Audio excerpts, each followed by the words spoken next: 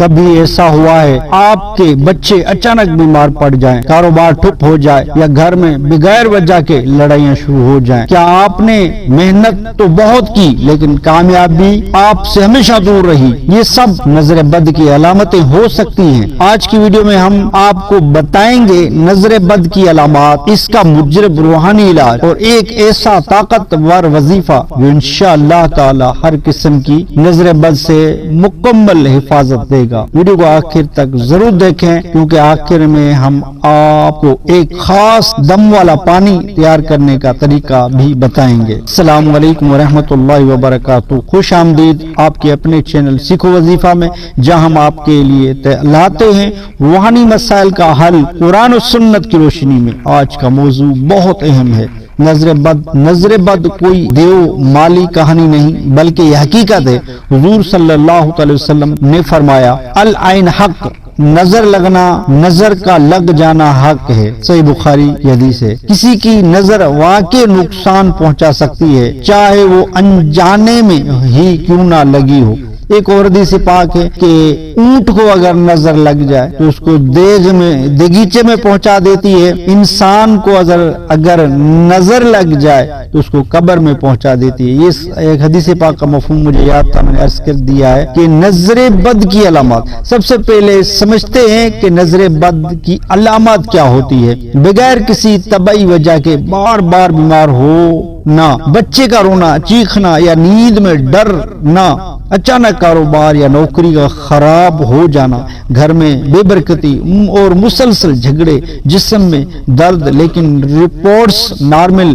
اگر ان میں سے دو یا زیادہ علامات موجود ہوں تو بہت ممکن ہے کہ آپ یا آپ کا پیارا نظر بد کا شکار ہو چکا ہو۔ نظر بد کی علامات میں جسمانی بوجھ پن، اچانک بیمار پڑ جانا، بار بار ناکامی، بچوں کا بے وجہ رونا، نیند میں خوفناک خواب آنا، چہرے کا رنگ بدل جانا اور دل کی بے چینی شامل ہو سکتی ہے۔ اکثر اوقات ایسا بھی ہوتا ہے کہ طبعی معائنہ کرایا جاتا ہے مگر کوئی واضح جسمانی بیماری سامنے نہیں آتی اور مریض مسلسل تکلیف میں مبتلا رہتا ہے۔